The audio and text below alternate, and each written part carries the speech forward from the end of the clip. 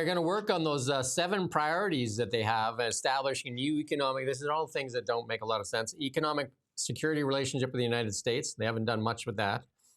Building one Canadian economy. We've got all the provinces fighting with each other, so that's not happening. Bringing down the cost for Canadians and helping get ahead. We've had the highest inflation in G7 for food. Not happening. Making housing more affordable by unleashing the power of the public-private corporations. So they haven't even done the GST thing. I talked to Renee yesterday on Beyond the Ballot. That's still not received Royal Assent. They removed the GST on the first-time home buyers. And the PBO's office also called them out on that and said instead of an additional 250,000 homes a year, they're going to build 2,600 homes in 5 years. Number 5, protecting Canadian sovereignty and keeping Canadians safe by strengthening Canadian armed forces. Nothing happened. They were actually inviting China in to run police security here. That doesn't sound good. Attracting the best talent in the world to help our economy. We can't even attract Mark Carney's own capital here. Like he's took Brookfield to the U.S. and has all his investments in the U.S.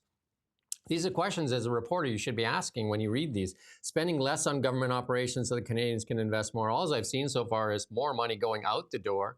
Another $2.5 billion given to Ukraine. Canada's now contributed more per capita, and that's right out of Nina and Ann's own mouth. Canada's contributed more per capita than any other nation. That's even more than European Union that is more affected than us. I remember we've got an ocean between us. And Canada, for some strange reason, has contributed more than any other nation per capita. That's a question that needs to be answered.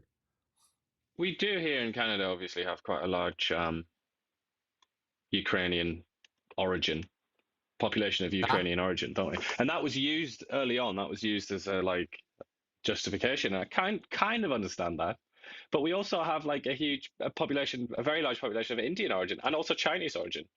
And we have a Does that mean that we should get involved in their business as well? It's it's a tricky one to explain. But I was just going to say, you talk about Europe, like Germany and Poland, these countries, they've got millions of Ukrainians there now. Like not just of Ukrainian origin, but Ukrainian born and raised passport holders, and they're not really doing enough, one might say.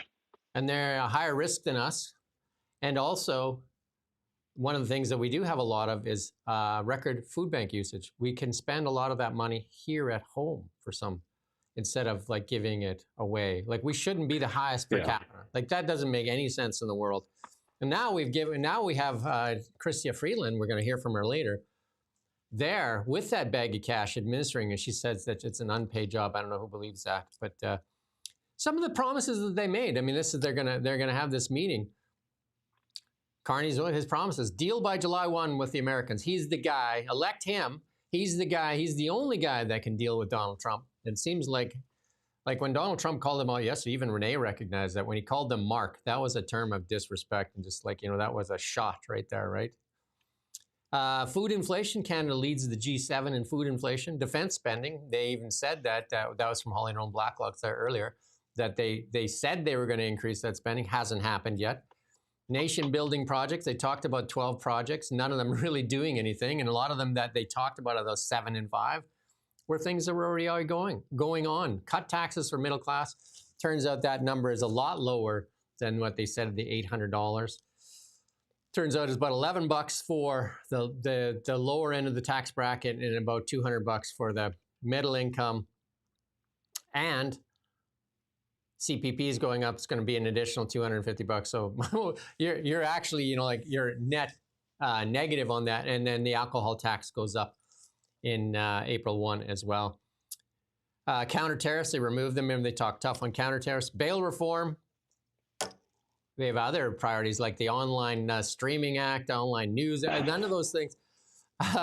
Pan-Canadian licensing. We're going to have one license for these trades and for medical across. None of that. Listen to this one. This one's in the budget. You pulled this out yesterday. Phase out fossil fuels in federal buildings by 2030. Again, priorities. That's not far away. And then the auditor went to 14 different military housing units. 7 of them don't even meet standards for living in, don't have clean drinking water, toilets that don't work, and walls that are deteriorating. And we're going to phase out fossil fuels. That's the priority. We can't even paint the walls and make toilets work and have safe drinking water. Getting projects done faster and better. They haven't removed any of the nation building blocking bills. None. Unlocking projects. What is done, though, you ready for this, David Cochran? Because it's for you. CBC funding. Check. That's done. $150 million. What's the first thing they did with that? They gave the CBC executives a big fat raise, like, job well done, boys. And then we did get that coupon. So if you're traveling with your child, as long as you pay, your child can ride or go and get into the museum for free. That's what you got. You got a coupon, and CBC got more money to tell you the good news. Like, go to the CBC website anytime, and you're going to see the nonsense on there, and you're going to see the stuff, and go try to find the stories that we're talking about.